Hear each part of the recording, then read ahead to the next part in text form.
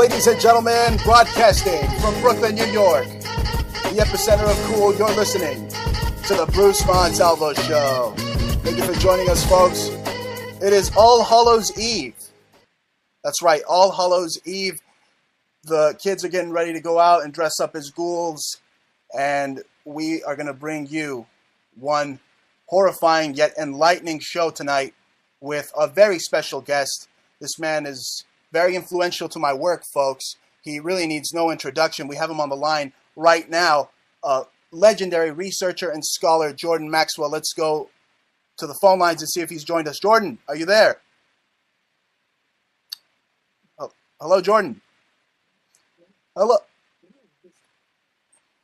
Excellent. We're broadcasting live now. Thank you so much for being on. Thank you for joining us on All Hallows Eve.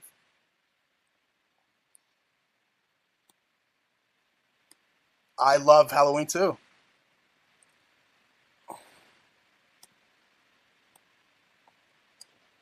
Time of year, and it's quite an interesting time when you go back into history and see where all of this ideas and belief systems have come from. It's a Celtic Druid celebration, but much of what we in the Western world do is Celtic and Druid. Absolutely. Absolutely. Jordan, I heard you state in a recent interview, you stated that words are actually spells. And I thought to myself, this couldn't be more true. Do you know of any words that put together can resonate to form the power of, let's say, a spell or a curse? Well, I mean, there's books galore have been written on words that are used in rituals and seances and all that kind of thing. I don't really look at the world of the occult to learn from it. I look to learn about it. And so I look at all of the world of the occult, but I'm not really interested in trying any of it, or looking at the specific terms and words which are used in rituals. I'm not interested in that. I'm interested in the general overall concept of words, how humans form words. And like I said, you form a word with a spell, or you spell it. And so words can be used to deceive. Words are very deadly. As a matter of fact, you put an S in front of the word, and it becomes sword. Wow. So swords are very deadly. You can defend yourself with the words, or you can kill somebody's spirit with a word. You can do all kinds of damage with your mouth and your words. And Jordan, if you add another S to just the word S, you get an SS, right? That was very evil too. Yeah, they're still with us today. Absolutely. We're going to expand upon that later on in the broadcast. But just to talk about words and how you said even to say a word, you have to spell it. I mean, a curse word, a word of curse, right? I mean, it's got some significance there. That's right. And, words are even used backwards. We use words backwards and not even realizing it. Like today, we have something in the Middle East called the Suez Canal. Right. Suez backwards is Zeus. Wow. Zeus spelled backwards is Suez. And so amazing. We take these ancient words, ancient gods, ancient concepts, and spray paint them and lacquer them all up and sell them to the public today. And people have no idea where these words have come from and how far back they go and what they mean. And one thing I think is so important that I know that virtually nobody sees. There are a few people who are enlightened enough to realize and see things. That's an interesting word, to realize. To make something real so you truly understand it. That's and right. One thing that most people don't realize and truly understand is that this world that we live in, this earth that we live on, is filled with... Hold on just a minute. Hold on. I'm getting phone calls from all over the place. Oh, you're very popular today on All Hallows Eve. Yeah, I've got 2 other shows to do tonight after yours. So. Well, thank you very much for being on, Jordan. It's right. Incredible to have you on. Okay, and hold on just a minute. Hold on. So again, ladies and gentlemen, thank you for joining us. It is All Hallows Eve. We're joined with an amazing guest. This is literally the Super Bowl of symbolism going down right now. Jordan Maxwell, occult researcher, just scholar extraordinaire, joining us on the phone talking about Okay, I'm words. sorry. And he's back. Hey, Jordan, we were talking about the power of words. What do you mean by the power of words? I'm stating that, but do you mean that just by saying something a certain way, you can manifest it, whether good or bad? Well, what I was going to say, and because when you mouth a word, it's a vibration. Yes. And so vibrations are very important. That's the way so many things have gotten done.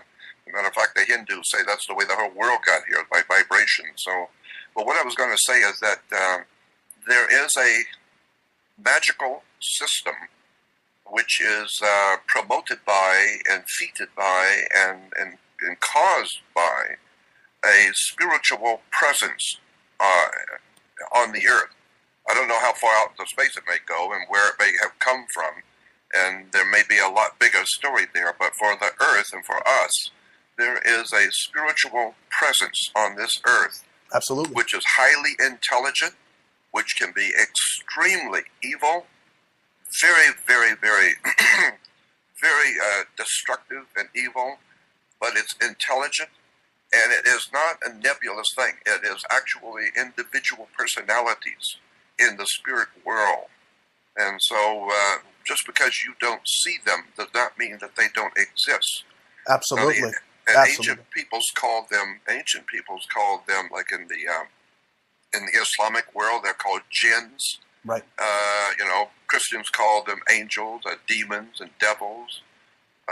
Today, scientifically, we talk about poltergeists and spirits, dark spirits. But these, whoever and whatever this is that we're talking about, which is not of our world, but does coexist with us on this planet, unfortunately, humans go about their daily life doing what they do and do not see the presence of other life forms here. Oh, they're completely oblivious. Yeah, totally oblivious.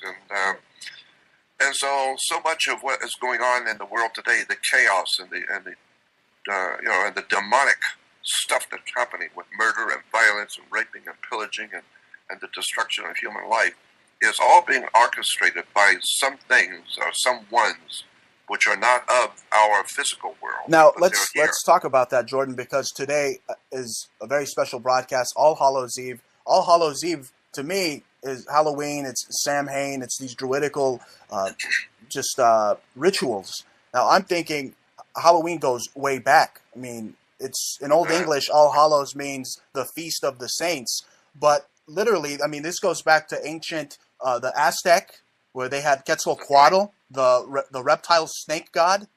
They had that, and then they had the Egyptians and their beliefs of the netherworld and life after death and reincarnation. All of them did, including the Mexicans today. Once a year, they have their Dia de los celebrations about when they celebrate the dead, and it's the Day of the Dead, where they are able to communicate with their dead ancestors, and it's a special day, similar to Halloween. And it continues today, right, Jordan? I mean, do you think that the children trick-or-treating symbolizes basically like child sacrifice? I mean, literally dressing them up for the golden sacrificial bull, the ancient deity? All of that is connected. All of it's connected. I'm quite sure there's a lot of that too. Wow.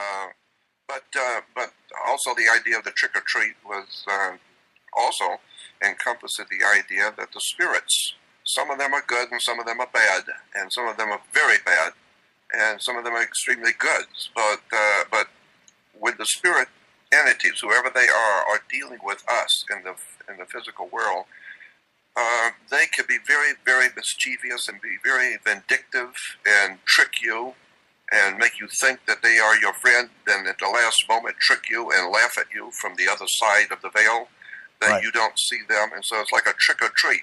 And the idea was that you serve the spirits, and maybe they will be good to you. Maybe they will do something good for you, but don't count on it. Most likely, it's going to be a trick instead of a treat. Absolutely. And so we still, like I said, we still honor those ideas and concepts because there's something to it. There right. really is something to it. Have you ever seen any ghosts, Jordan? Well, I've seen a lot of things. Yes, I don't know if I would call them ghosts.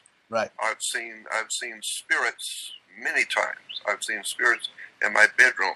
I've seen some incredible things with my own eyes that I don't like to talk about because people are going to immediately assume you're crazy. Well, I'll tell you this, Jordan. I got a story for you since it's Halloween, and I've heard a lot of your stories. I've followed your career for a while, but here's one of mine.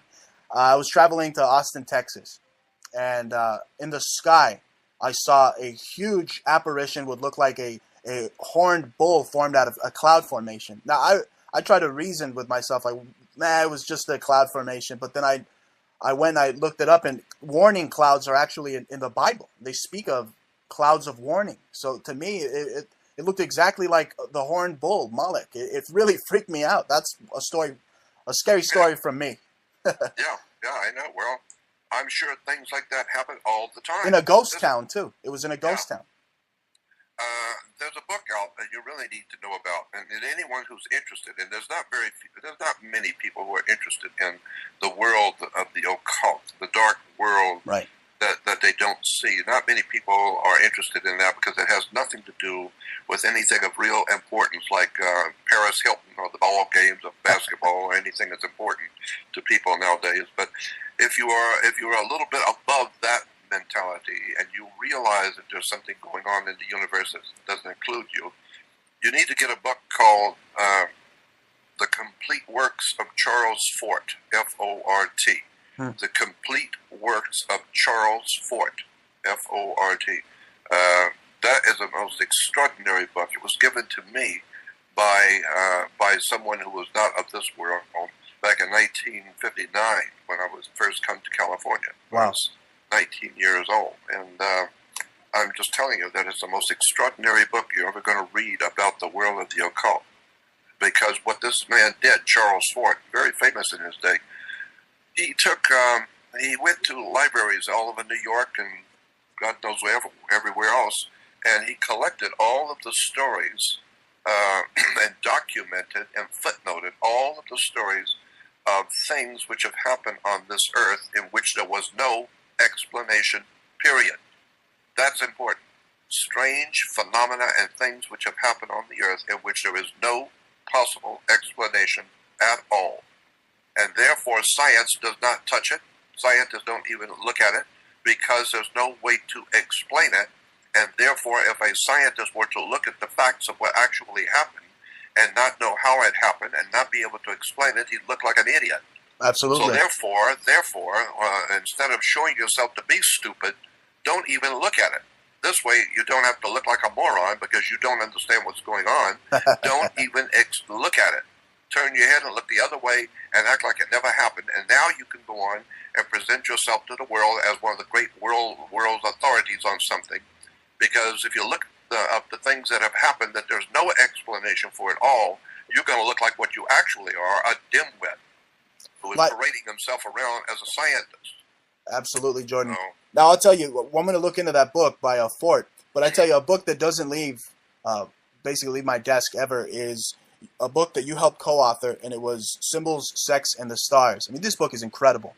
Oh, it is. It literally is just a masterpiece. I have it. You could ask my wife. I have it by my desk as a reference 24/7, Jordan. 24/7. It does not leave my sight. It's become my own little personal Bible. Yeah, it is magnificent. And I wanted to ask you. There's so much sexual symbolism in the Catholic Church. I mean, it's incredible. I was looking at some of your. Actually, there's so much sexual symbolism in all religion. Judaism, Christianity, and Islam are all based on sex and astrology. Absolutely. That is the basis for all religion in the world we have today, connected to Islam, all the different variations of Islam, Christianity, all the different so-called Christian religions, right. And Judaism is crammed filled with it. Astrology and sex are the two legs on which all three of those religions stand, period. Tell me about it. I was looking at your Facebook page, the Maxwell files, and I stumbled across a couple of pictures that were very interesting. I mean, you saw the Virgin Mary basically depicted as a clitoris. Yep. It was it's crazy. And actually also, you need to know this too, that Christianity, Judaism, and Islam are all traced back to their parent religion, which was Hinduism. The Hindus gave birth to Christianity, they gave birth to Judaism, and they gave birth to Islam. All three can be traced directly back to Hindu. Jordan, that's very interesting because I thought something a little different. I thought it was Zoroastrianism. Well, Zoroastrianism, like everything else, anytime you're fixing a big dinner, you're always going to add in a little of this and add in a little of that, and eventually, it accepted the three religions commingled, and each one got something from the other. And Zoroastrianism is a very big, important part of Christianity, Judaism, and it also has something to do with Islam. But I'm saying if you go back to day one, go back to the very beginning, before it started eclectic, the word is eclectic, when it begins to pick up other ideas and bring them into the religion. All three religions can go back to India. And when we hear, and here's another point on that, is that we're told that Christianity, Judaism, and Islam are Abrahamic religions. All three claim Abraham as their father. Well, first of all, there was no Abraham as a man. The man never existed. There was no Abraham.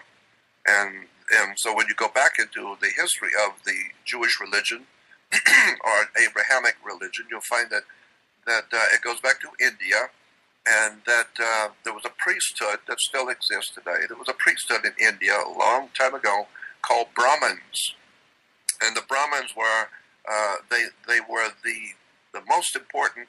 I'm trying to say it correctly. The most important priesthood in the ancient India. Brahmins were very, very superior to everyone.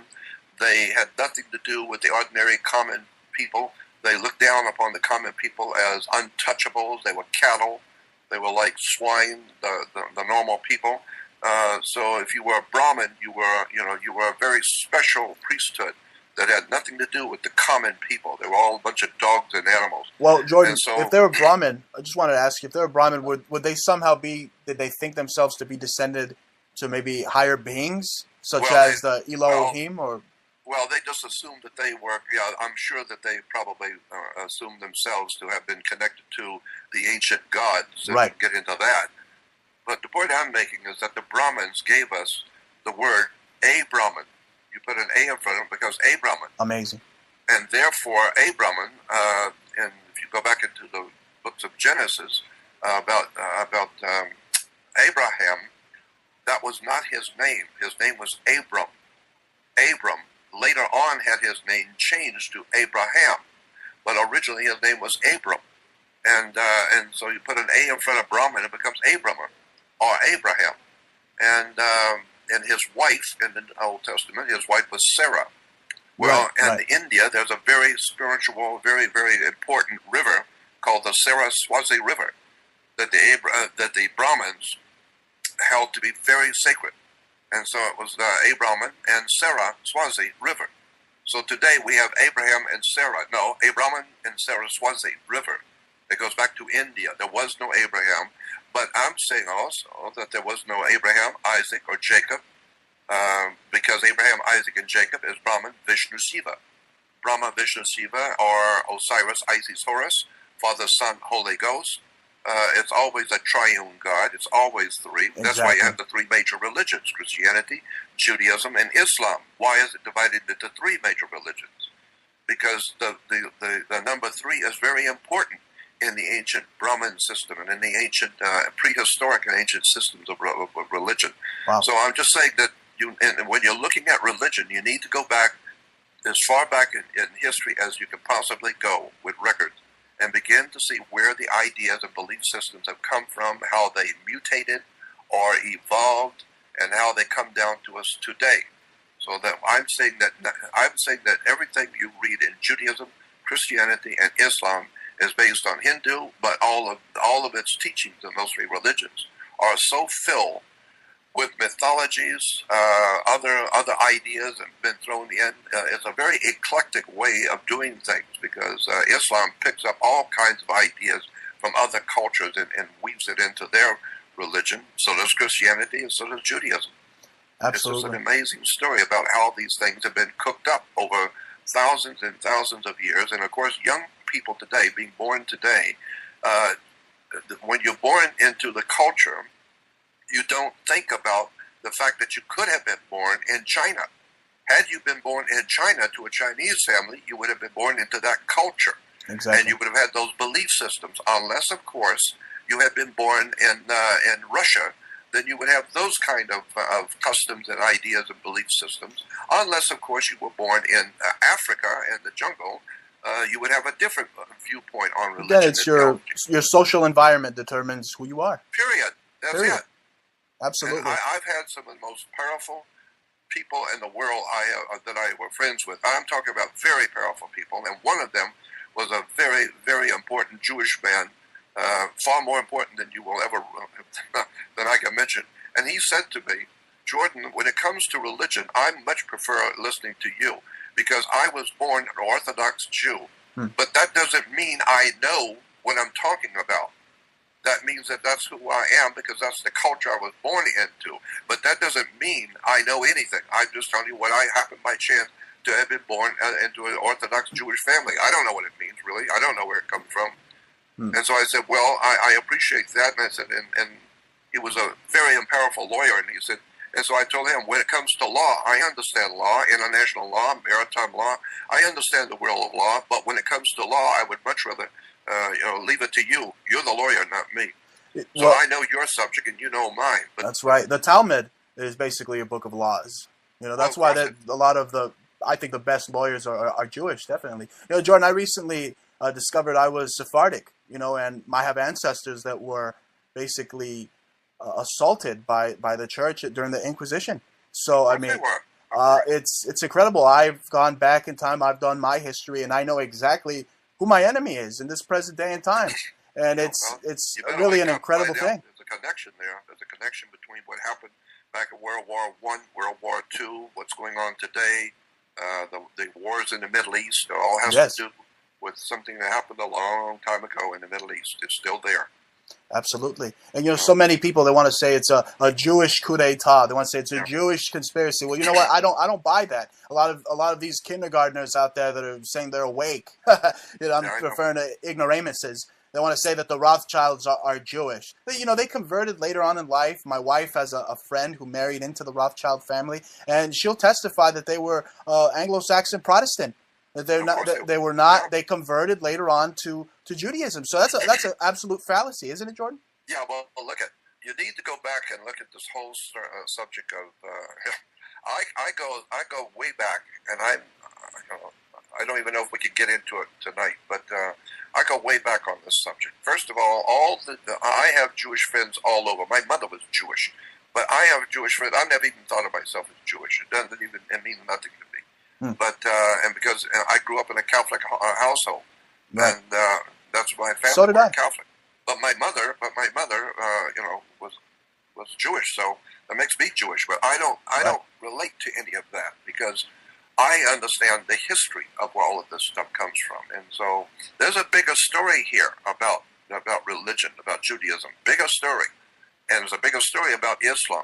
There's a book, there's a 2-volume set book that you really need to have about Islam. It's probably the most definitive work I have ever seen done anywhere on the earth. It's an incredible book, and you can get it. If you want to do it now quickly, you can get it still free on the web as a free ebook.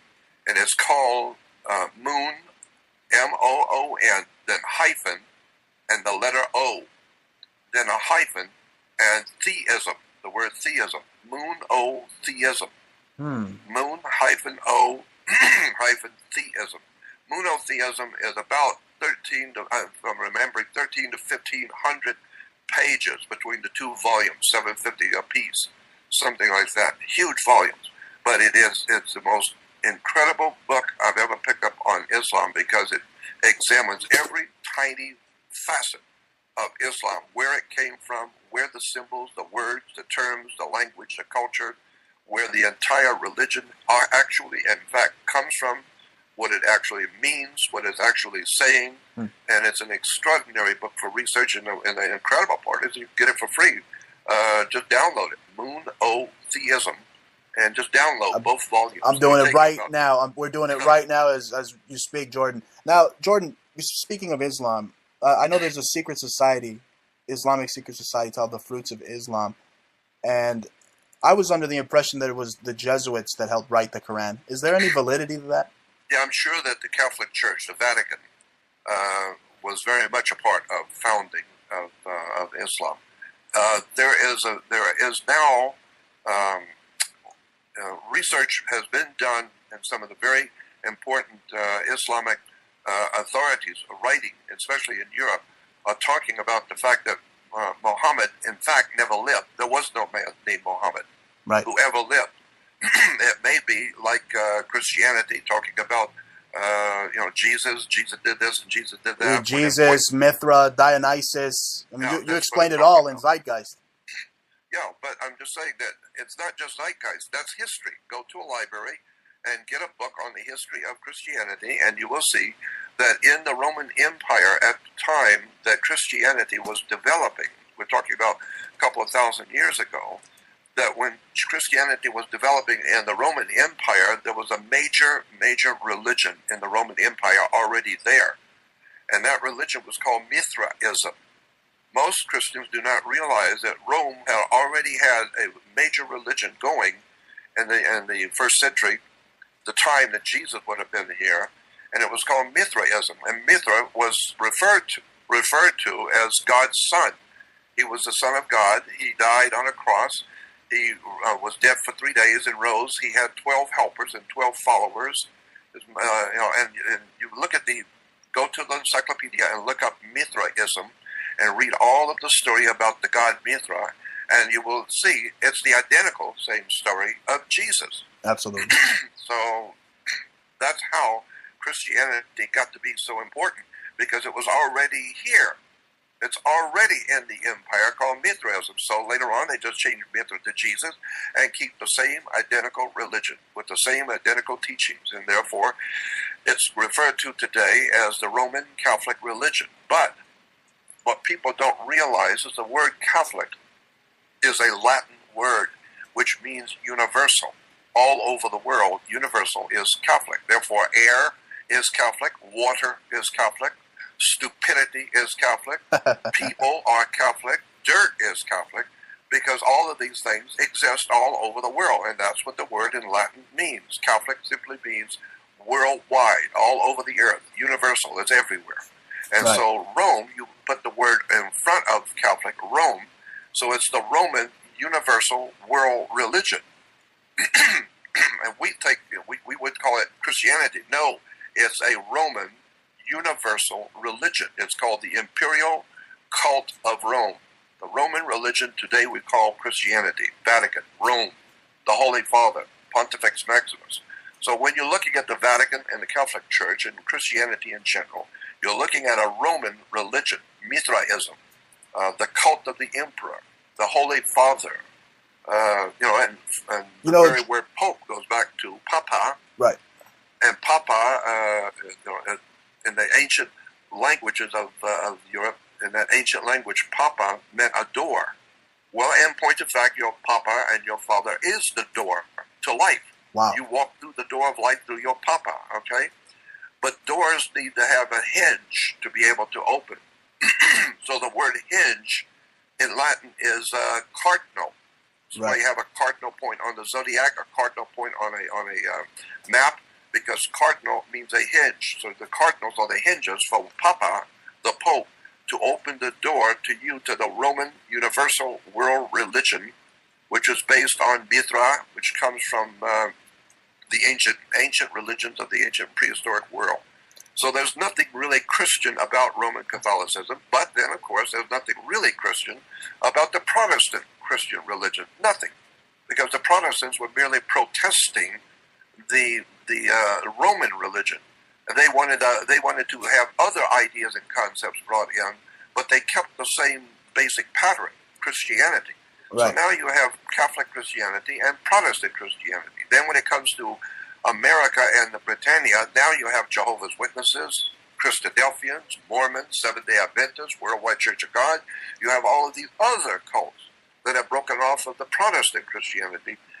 Bottom line is, after everything is said and done, there is no real legitimate Christianity on the earth today because it can be traced back to the Roman Empire, And the actual religion, which should be being practiced today by all mankind, has been completely hidden from the world of mankind, and that's why there's so much chaos, so many problems and troubles and heartache.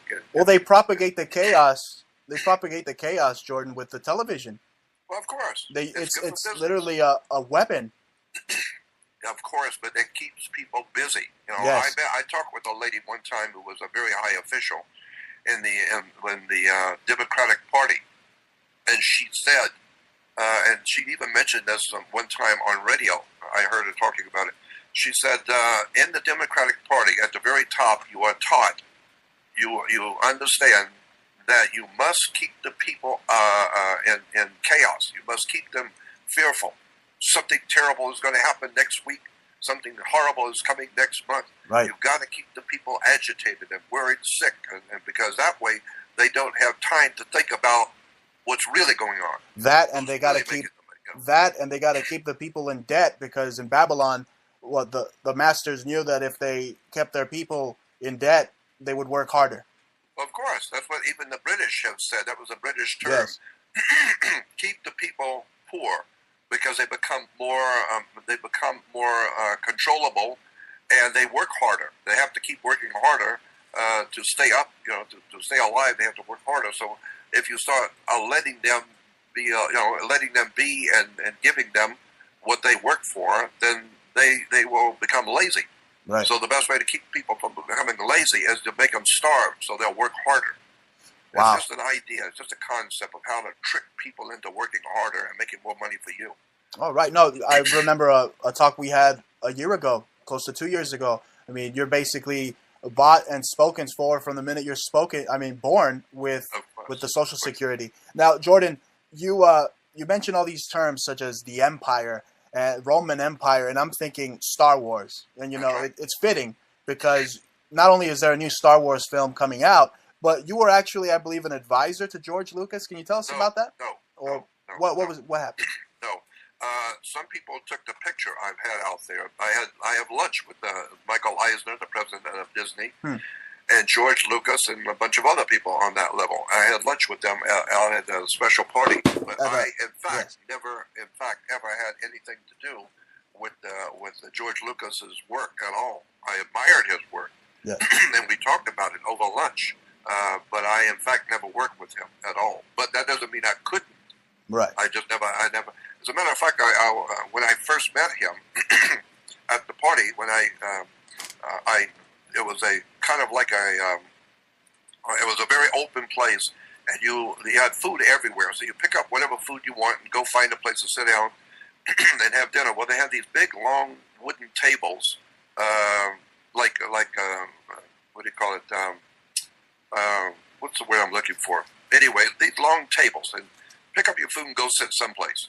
So I picked up what I wanted, and I went over to this long table with lots of people there and sat down because it's an open spot.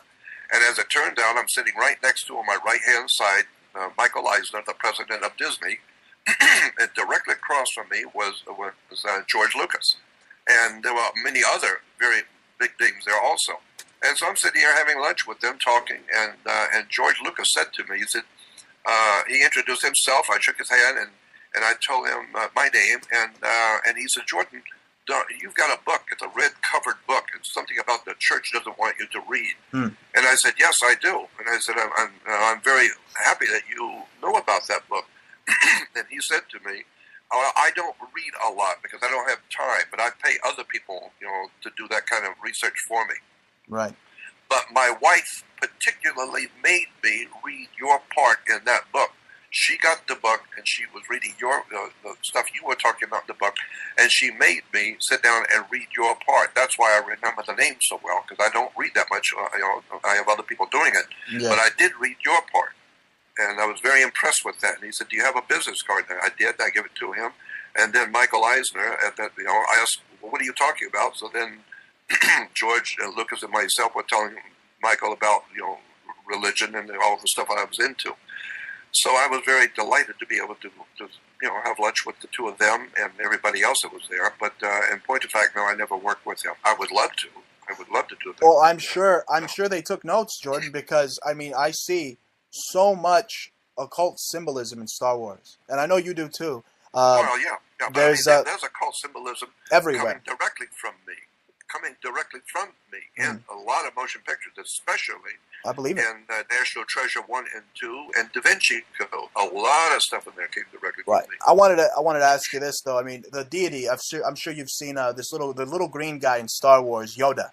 Yeah, Yoda. I have seen him depicted in Eliphas Levi Levi literature. Of course. I mean, he's a Rosicrucian deity. Yoda is. That's right. That's exactly right. And one of my dearest friends in this world was Manly P. Hall, and Manly Hall put out a book in which it's called what was it called? The Secret Teachings of All Ages, and in it, a beautiful color picture of little Yoda, and he's explaining who he is. You know.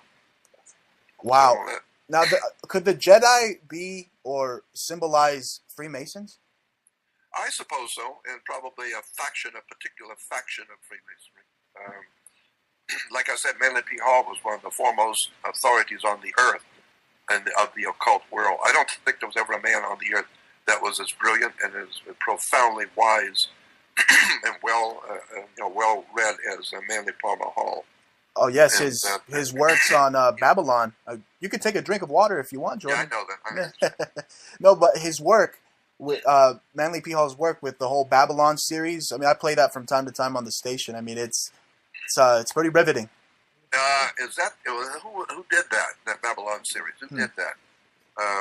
No, not Bill Cooper, but I mean, he did a lecture. I believe Manly P. Hall did on the ancient origins of Babylon that I like to listen to in particularly. But most important thing in my book that Manly P. Hall did for people today to hear is if you go on his website, manlyphall.org, manlyphall.org, there are 8 90-minute lectures on astrotheology. Right. Those are the most, 8 90-minute free, they're free, just go there and listen to them, are the most important 8 lectures I've ever heard anybody do in this world. It's the most important stuff ever. Absolutely. And good, in groundbreaking. That he explains all of the stuff that's going on in the concepts and ideas in Judaism, Christianity, all the belief system, where they really come from. It's manlyphall.org.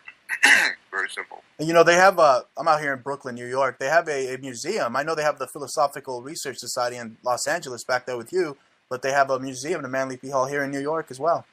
Oh, I didn't know that. Yeah. Manly Hall was a very close friend of mine. When he passed away, he left me all of his research journals as a gift to me. I was shocked and amazed when the president of the university called and said, I knew that Manly had passed, and he said, well, Manly Hall wanted you to have something as a token of his friendship, so come pick it up. And I asked him, what is it? He said, no, just come pick it up. Well, I drove up from San Diego that very day. Right. And he left me his entire collection of his research work, left it to me. And I was just amazed. That's priceless, absolutely priceless. It truly is. It was priceless, and he left it to me. But it's gone now. Somebody burned everything I owned. I had in a warehouse. Oh, my God. Burned the warehouse down. I heard about that last year. I heard you were having some problems, Jordan. And, I really hope and pray things are going well for you. And people are listening. If you're tuned in, ladies and gentlemen, buy his books. Go to JordanMaxwellShow.com. Donate. Do everything you can, because this is a rare gem. He's a true cavalier in the world of occult symbolism, folks. I mean, you wouldn't have El Gran Montalvo right here if it wasn't for forefathers like Jordan Maxwell in the occult research world. So that's my plug. I appreciate it. Thank you. Yeah, but if you go to Jordan Maxwell, that's Jordan like the river Jordan Maxwell show, Jordan Maxwell show. Right. Because there is a JordanMaxwell.com, but that one doesn't belong to me. That was stolen from me. And so don't go there. JordanMaxwell.com, leave it alone. It belongs to criminals who stole it from me. They hacked my old website, Jordan. I know how you feel. They steal things all the time, don't they, those bastards? Yeah, well, that's all right. What goes around comes around. They'll get there soon. But anyway, if you go to JordanMaxwellShow.com, you will see at the top, you'll see on the banner that says Research Society. What that is that's my new website. and I just call it a research society. It's just my new website to replace the one that was stolen from me. So I'm downloading all of my work, all the many years of documents and ideas and concepts and systems and where they come from and words and terms and symbols into a whole new website. It's brand new. And so if you want to join, it's right there. Go to Jordan Maxwell Show and you will see Research Society. Click on it and join. I'm pouring in all kinds of stuff over the years that I've been collecting. And so I want to put the stuff out there. But incidentally, I do not intend to put my work out into the public any longer. Right. I intend to do what I'm doing now is I'm putting it into a research club, so to speak, a research society of sorts, meaning that I am keeping it private. You have to join to be a part of what I'm doing, because I've been giving stuff away since 1967.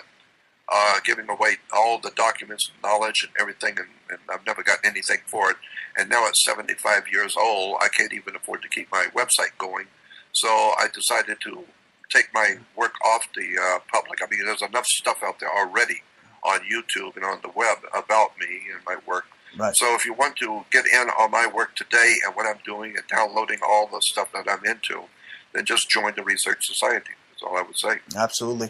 And I'm joining today, ladies and gentlemen. I'm joining Jordan Maxwell's Research Society. Jordan, I would like to have you on the broadcast as much as possible. I think we're a great duo. I have a premium outlet with TalkStream Live, very high number of top 50. So people are listening. I mean, they've been listening to you, but they're listening to me, and I really would like to bring you on more often. Well, let's do it as a regular thing then. I don't care. Oh man, talk about a dynamic duo. Now we got some more time left. I mean, how much time do you have left, Jordan? Would you like to do maybe another 30 minutes with us? Yeah, we could do another 30 minutes. I have a show at 7:30. Excellent, great. Well, let's go back to Star Wars again and the symbolism that's in Star Wars. I see one of the main antagonists, and that's Darth Vader. I mean, to me, he symbolizes the Nazis. Say that trench coat, the cape. He looks like Goebbels to me or something. Yeah, well, I'm sure a lot of that is in there.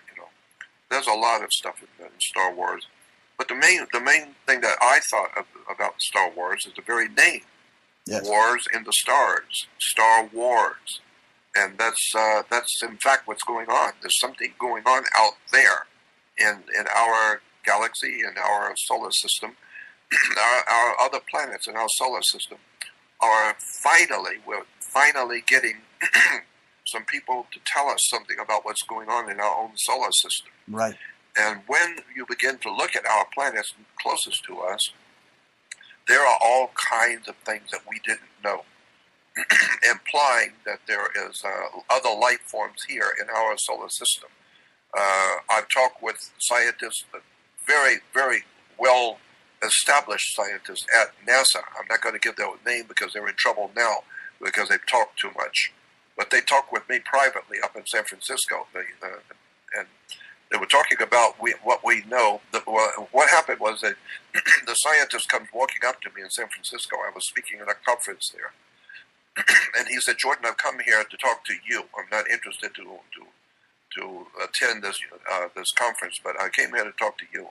And he said, "Because you've been talking a lot about the planet Saturn in mythology and religion. I wanted to tell you, since you're here." In my area, I wanted to tell you a few things about Saturn that we at NASA know that nobody's ever heard. And he began telling me some of the strangest stuff about the planet Saturn, and that basically that the planet Saturn is inhabited.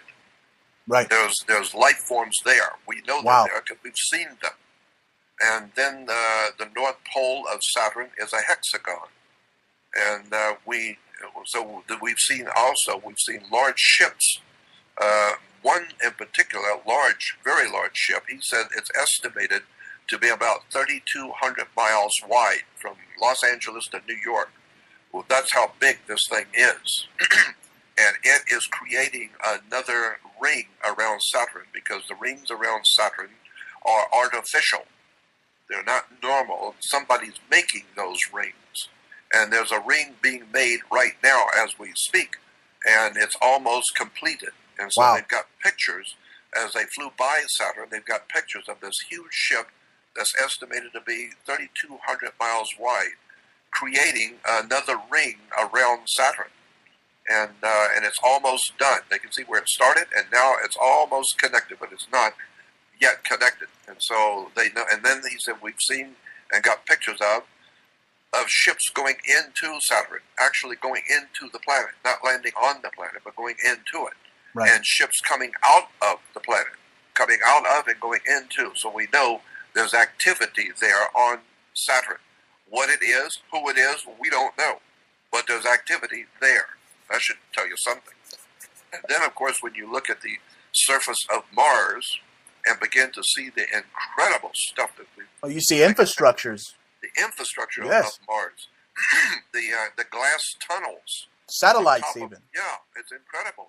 The stuff that is on Mars that obviously is not natural. Somebody made them.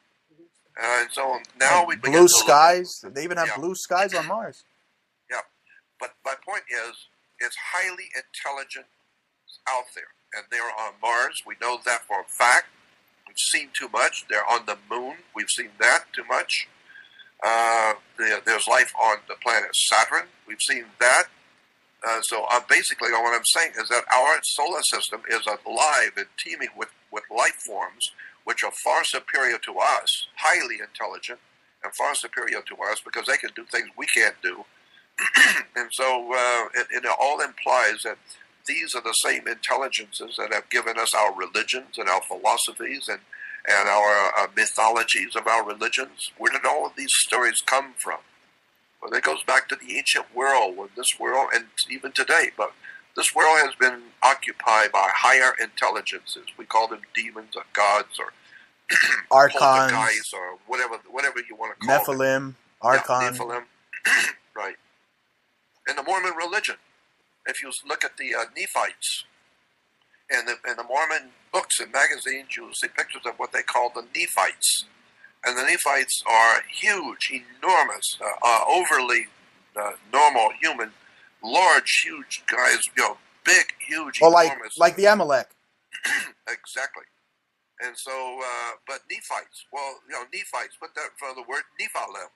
Nephilim.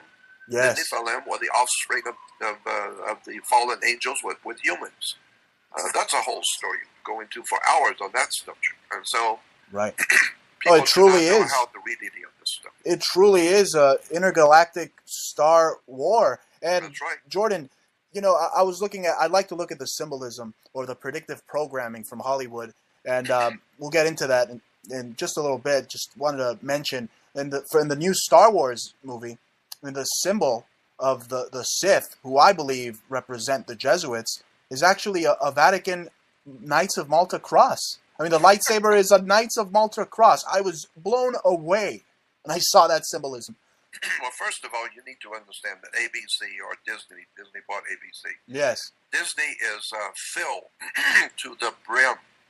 I'm talking about filled to the brim with Illuminati occult symbolism, words, and it's just pouring out. Yes. Pouring out into the world. Occultism on a level and amounts in a level that's unbelievable. Well, they talk about the magic of Disney. Yeah, but I'm saying it's really very dark. Yes. I'm talking about something different than just slipping in symbolism of ancient religions and all that kind of thing. No, I'm talking about something different.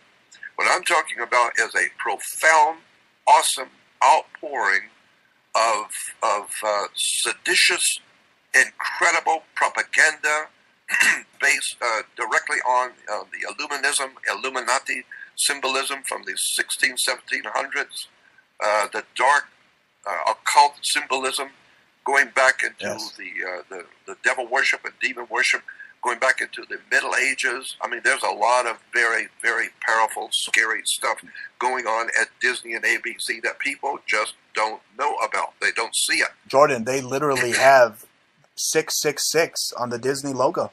No, that's what I'm talking And right about. in the castle, I've seen so much symbolism. I mean, from Isis and the pillars of masonry, both Jacking and Boas. I mean, it's all over their work. Well, It's that's what I said. sexual symbolism. I mean, when I was a kid growing up, I saw The Lion King, and I didn't Yeah, notice it right away. But Simba goes and he lays down on the grass, the lion Simba, and from the embers or the dust where he lays down on the rock, they go up into the sky and they spell up sex. that's right.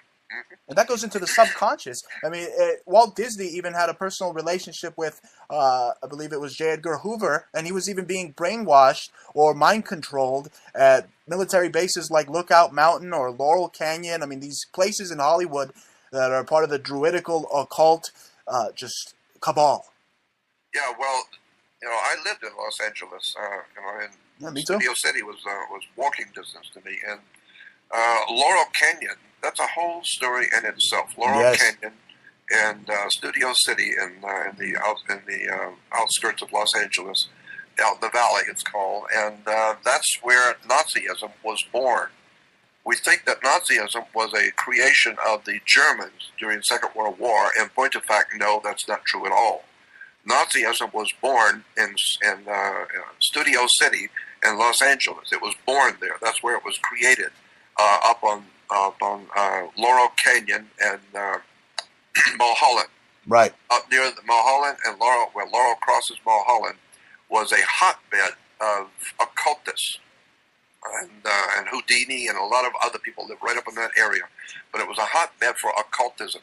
And they developed, that's a whole story in itself. Well, absolutely. They developed, Jordan, just the artists, the legendary rock stars of today, all of them. Exactly. I mean, from Red Hot Chili Peppers to Jim Morrison, whose father was part of the Gulf of Tonkin. I mean, they all had military ties, and they all had this occult tie to what I believe in my research to the Process Church. It all goes back to that, I believe.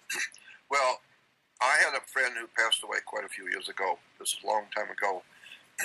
And he was a limo driver and with the studios. And he was telling me, I used to go with him sometimes when he was driving movie stars around.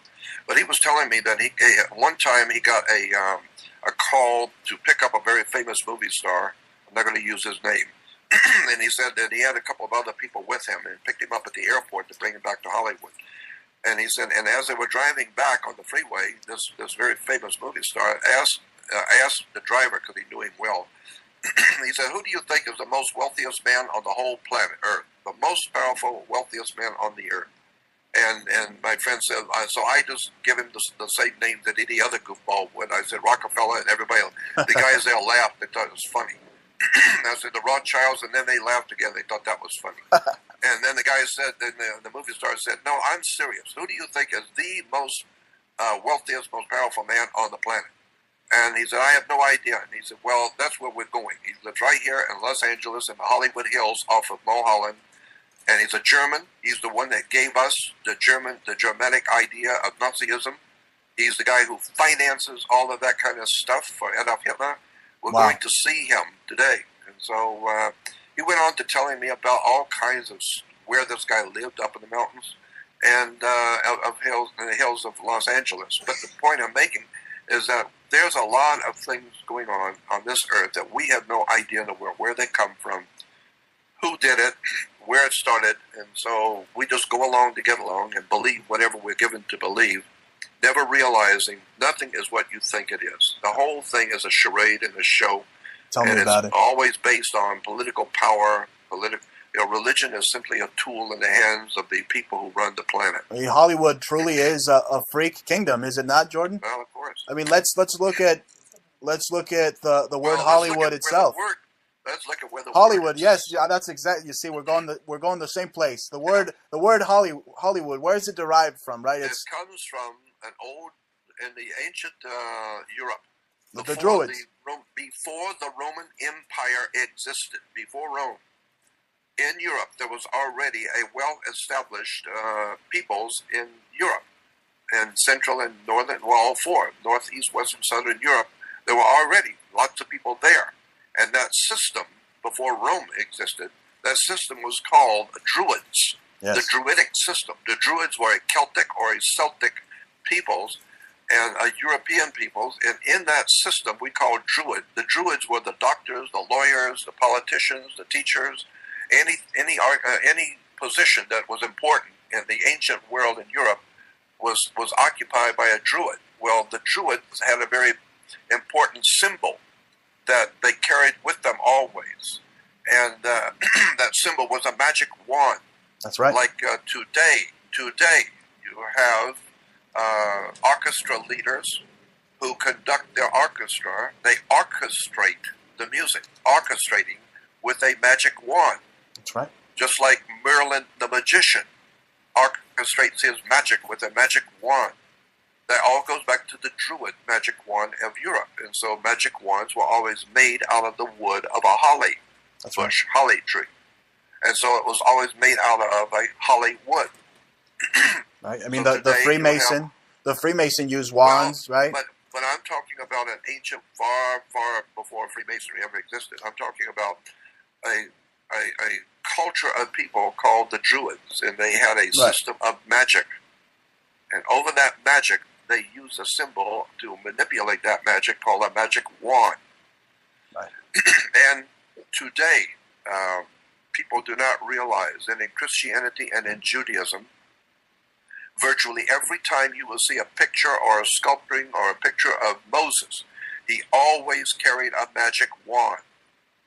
Anytime in the churches of Europe, throughout all of Europe, when you see the sculpturings and pictures of Jesus doing miracles, he's always doing a miracle with a magic wand everywhere.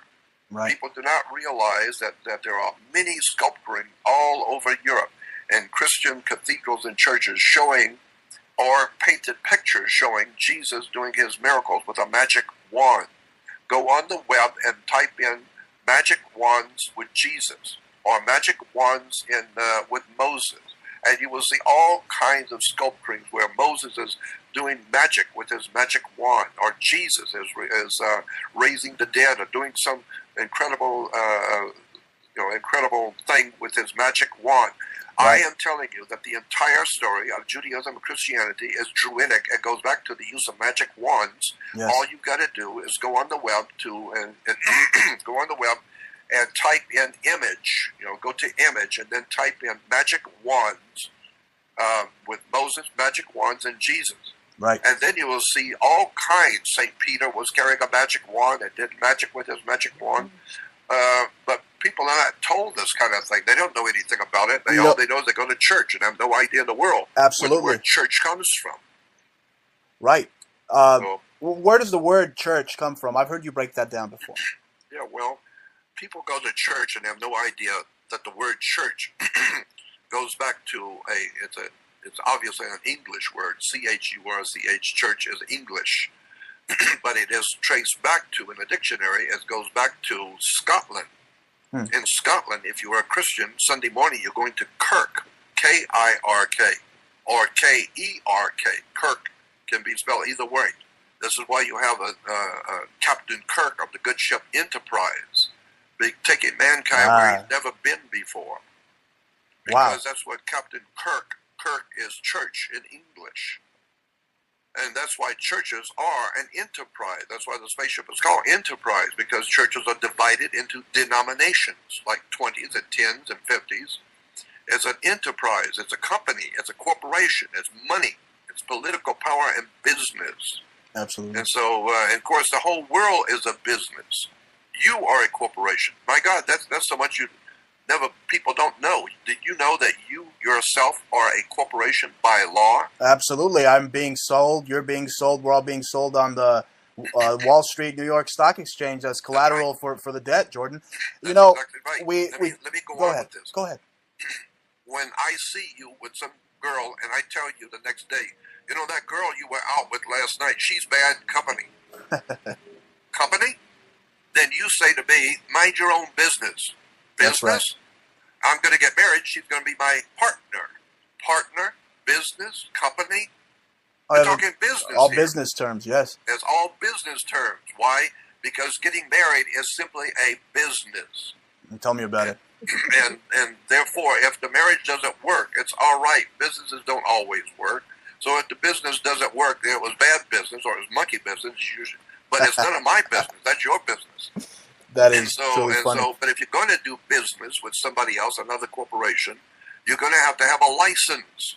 So that's why you have to have a marriage license, because you're doing business. If you don't think you're doing business, then wait till it don't work out, because you're not going to God, you're going to court. Bring your car, your house, and your money. Right. It's just business. Oh, and there's so much of wordplay regarding. I've heard you break it down, the Watergate in court, and Of course. yeah, I've heard it. You know, Jordan, I have a magic wand. Do you know that? Well, I had one too. I have a scalar wand, actually. I've been looking into it. Actually, the tip of the wand is filled with quartz, and actually has healing energies. I mean, this is no joke. This is like Tesla technology, and it has cured me in the past. I remember last year, or close to 2 years ago, I had a steel beam literally fall on me. And I mean, I came, my wife saw me, and she saw I was literally a mess. I looked like one giant bruise. And Bruce looked like a bruise. So, you know, she gave me some of this treatment with the scalar wand. And, you know, wouldn't you know, I was like Superman a month, 2 months into it. It just went away. I'm just telling you, there Amazing. is something to all of this. Magic. Yep. Incredible. Some incredible healing magic. Jordan, we were talking about Hollywood and the symbolism just surrounding Hollywood. The Oscars. The Oscar looks like the Egyptian deity Horus or Ptah, does he not? Yeah, yeah. That's where it comes from. Yeah. And on my website, I've got a picture of the, what is it called? The Academy of Arts and Sciences. It's on my website. Anyway, right. It's called the Academy of Arts and Sciences or something. But take the first letter in each word, and it becomes Satan, S-A-T-A-N. Wow. Yeah, and it's on my website. So there's, like I said, there's interwoven into corporate logos, flags, coats of arms, halatory seals, presidential seals, police department badges, fire department seals, all the seals and emblems and official, like I said, commercial logos for companies and corporations. All of these things are connected behind the scenes with occultism, occult religions, secret societies, fraternal orders are operating right in front of you, and you don't even see it. But you have to understand the language. You have to learn the language of symbolism, don't you not? Do you not? That's right. That's exactly right. You have to learn the language and understand the symbolism, and that's what people do not know. Most people do not even realize there is a hidden world of communication among powerful people. When the President of the United States is talking, he is not talking to the country. He is not talking to Americans. He's talking to other leaders of the gangs. It's like gang leaders, and they're all talking to each other in their language, not yours. They're all organized crime scum, and I'm just so sick of them, Jordan. I mean, seriously, I hate listening to politics. I'd much rather talk about what you and I are talking about. You know, I cannot stand talking about just who the president is, because at the end of the day, he's just a puppet. He's being told by the powers that be, you know, what to do. He's just a puppet on a string. Well, of course, but I thought everybody knew that. That's right. I mean, John F. Kennedy proved that. Here's John F. Kennedy back in the early 60s, who was handsome, debonair, incredibly wealthy, powerful young man with a powerful family behind him, becomes President of the United States and is well loved and respected around the world. He had everything, and yet they blew his head off in public. Well, that was nobody ever went to jail, period. That was a Freemasonic ritual, I believe. Well, I don't know, but I'm making the point that you can be powerful, you can be wealthy, you can be important, it don't matter.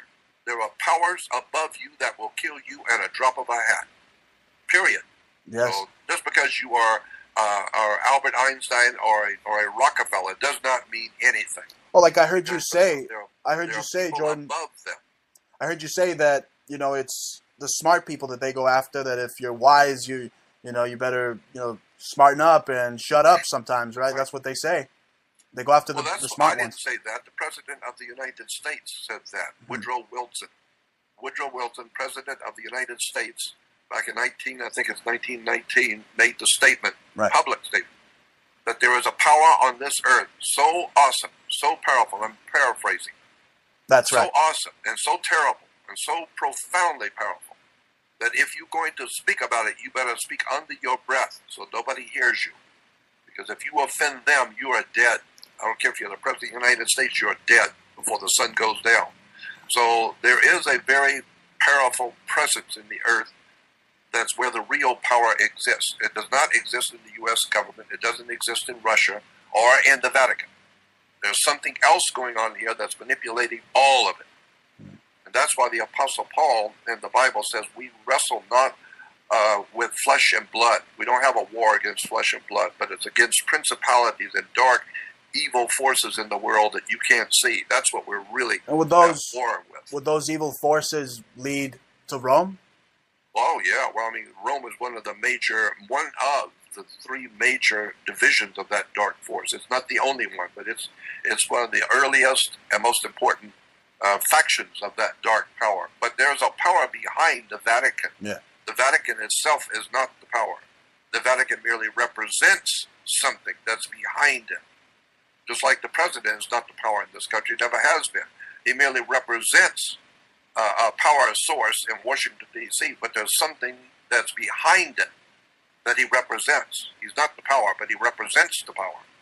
Well, the same thing with the Pope. The Pope is not the power. The popes can be killed. My God, there's been plenty of them killed. And some of them just get so dirty that they have to quit.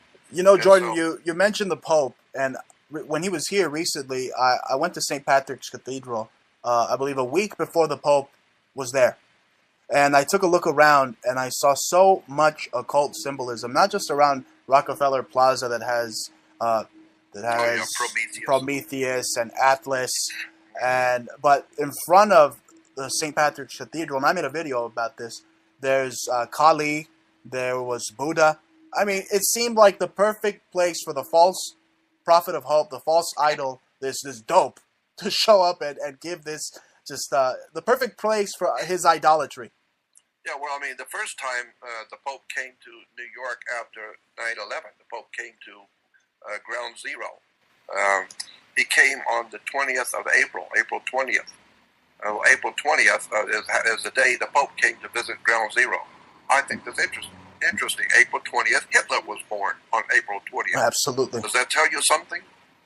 So, wow. And why did they call it Ground Zero?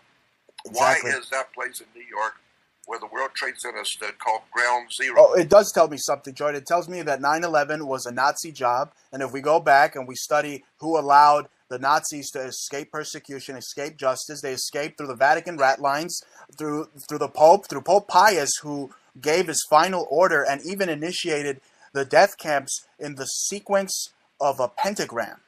Yeah. And many death camps had this hidden symbolism. I saw a picture on your Jordan Maxwell Files profile page on Facebook. It had one of the concentration camps was actually the Eye of Horus. Yep, you got it. That's exactly right. So all of this stuff is mixed in such a way that nobody sees it. That's why the Bible it's terrifying. That's why the Bible says that you look with your eyes, but you do not see. And you listen with your ears, but you do not hear. And with your heart, you do not get the sense of it. What it's saying is you're looking at the stuff every day, you're hearing it every day, and you don't get the sense of it. You don't see it. Right. That's why people today do not see what's right in front of them. And that's funny because. But the point I was making the point I was making about Ground Zero is that's a term used for the atomic bomb. Wow. The atomic bomb was where it was dropped in Hiroshima and Nagasaki and where it was tested in White Sands, New Mexico. They called that the term was Ground Zero. Ground Zero means where the atomic bomb blew up. Absolutely. Now, why would they call the World Trade Center area Ground Zero? Is that a message there? Are they telling you something? Ground Zero, atomic bomb? Yes. Wow. Their future plans, probably predictive programming for the future or today. Well, it's the world we live in is just interesting. I mean, thank God. For me, people are always telling me, oh, well, people are waking up and things are going to be better. People are waking up. And to which I say that's what people normally do in prison. In Auschwitz and in prisons, people wake up every morning in prison. Wow. But just because they're waking up doesn't mean they're free and out of the mess. No, they're just waking up to find out they're locked in forever. So with the people who are waking up today to find out what's going on, they don't realize it's way too late. way too late. So for me, the light at the end of the tunnel is a train coming. You should have woke up a long time ago. Back in the 1870s is when we needed to wake up. Oh, yeah. This stuff has been going on since the 1880s, 1870s. And it was going on in the 1840s before that's when all of this stuff that we're experiencing today started back in the 1840s, 1845. Go back and look at American history. That's when all of this dark stuff started happening. Right after the Republic was founded in 1776. That's right. There was a whole new thing happening. It was very evil as far back as the 1840s. So people should have woke up a long time ago. It's become a dire situation, Jordan, yeah, and literally, there's no escape on Earth from the New World Order's electric eye. I mean, there is no escape. Period. Yes. Locked in. Period. Before we go, Jordan, it's been an epic All Hallows Eve with the legend himself, Jordan Maxwell, acclaimed researcher and scholar. Before we go, Jordan, I've always wanted to ask you this question. I've heard you say this phrase, the dawn of a new era. Can you explain that for us? No. And the reason why is because it's a huge subject. It's enormous. And it's actually a dawn of a new day. Dawn of a new day.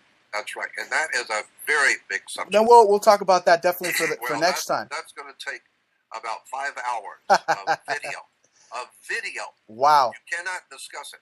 Okay, It's a kind of a subject that is so big you have to see it from the very beginning, going back to the Phoenicians, the Canaanites, the Assyrians, Babylonians, the Hindus. Could that be a very ancient subject? Could that be? I mean, just to hint at it a little bit, just the symbolism in the Japanese flag pretty much hints at it, right? The rising sun, or the. No, but it's a far bigger story. Wow. Far bigger.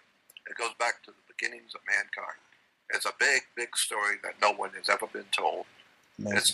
It's right there in front of you. Anyway, I'm going to have to go because I got a new show to do right now. Excellent. Thank you so much, Jordan, for being on. It's been great catching up with you. I feel so enlightened. And happy All Hallows Eve and festivities to you too. Thank you. And go on my website, Jordan Maxwell Show, and join my research society. We'll talk later. You got it. Take it easy, Jordan. Bye. That was the legend himself in the flesh, baby, Jordan Maxwell. This has been another episode of the Bruce Montalvo Show, reminding you that the freedom of the press is here and alive at the epicenter of cool Brooklyn, New York. I'm Bruce Montalvo signing out. Till next time.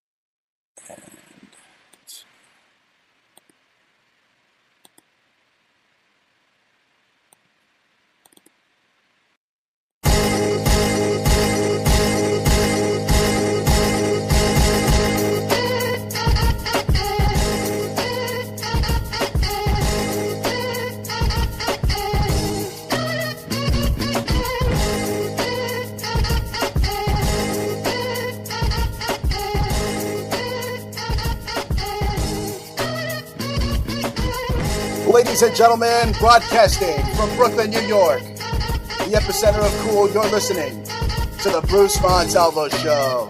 Thank you for joining us, folks. It is All Hallows Eve. That's right, All Hallows Eve. The kids are getting ready to go out and dress up as ghouls, and we are going to bring you one horrifying yet enlightening show tonight with a very special guest. This man is very influential to my work, folks. He really needs no introduction. We have him on the line right now. Legendary researcher and scholar, Jordan Maxwell. Let's go to the phone lines and see if he's joined us. Jordan, are you there? Oh, hello, Jordan. Hello. Excellent. We're broadcasting live now. Thank you so much for being on. Thank you for joining us on All Hallows Eve.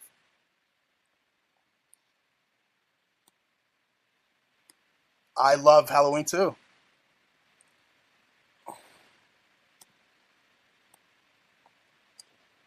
Time of year, and it's quite an interesting time when you go back into history and see where all of this ideas and belief systems have come from. It's a Celtic Druid celebration, but much of what we in the Western world do is Celtic and Druid. Absolutely.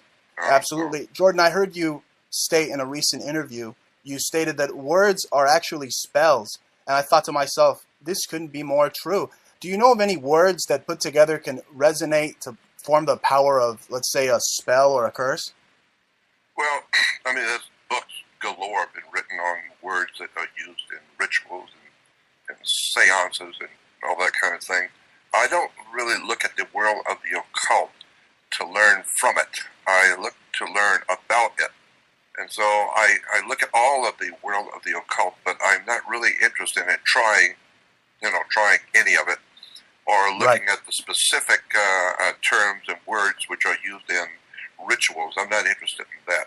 I'm interested in the general overall concept of words, how humans form words. And like I said, you form a word with a spell, or you spell it. And so words can be used to deceive. Words are very deadly. As a matter of fact, you put an S in front of the word, and it becomes sword. Wow. So, swords are very deadly. You can defend yourself with the words, or you can kill somebody's spirit with a word. You can do all kinds of damage with your mouth and your words. And Jordan, if you add another S to just the word S, you get an SS, right? That was very evil too. Yeah, they're still with us today. Absolutely. We're going to expand upon that later on in the broadcast, but just to talk about words and how you said even to say a word you have to spell it. I mean, a curse word, a word of curse, right? I mean, it's got some significance there. That's right, and words are even used backwards. We use words backwards and not even realizing it. Like today, we have something in the Middle East called the Suez Canal. Right. Suez backwards is Zeus. Wow. Zeus spelled backwards is Suez. And so amazing. We take these ancient words, ancient gods, ancient concepts, and spray paint them and lacquer them all up and sell them to the public today. And people have no idea where these words have come from and how far back they go and what they mean. And one thing I think is so important that I know that virtually nobody sees. There are a few people who are enlightened enough to realize and see things. That's an interesting word, to realize. To make something real so you truly understand it. That's and right. One thing that most people don't realize and truly understand is that this world that we live in, this earth that we live on, is filled with... Hold on just a minute. Hold on. I'm getting phone calls from all over the place. Oh, you're very popular today on All Hallows Eve. Yeah, I've got 2 other shows to do tonight after yours, so...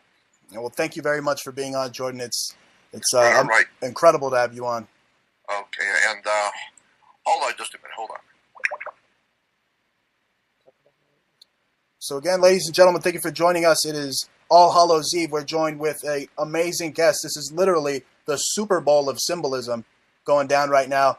Jordan Maxwell, occult researcher, just scholar extraordinaire, joining us on the phone talking about Okay, I'm words. sorry. And he's back. Hey, Jordan, we were talking about the power of words. What do you mean by the power of words? I'm stating that, but do you mean that just by saying something a certain way, you can manifest it, whether good or bad? Well, what I was going to say, and because when you mouth a word, it's a vibration. Yes. And so vibrations are very important. That's the way so many things have gotten done. As a matter of fact, the Hindus say that's the way the whole world got here, by vibration. So, but what I was going to say is that there is a magical system which is promoted by and feted by and caused by a spiritual presence on the earth.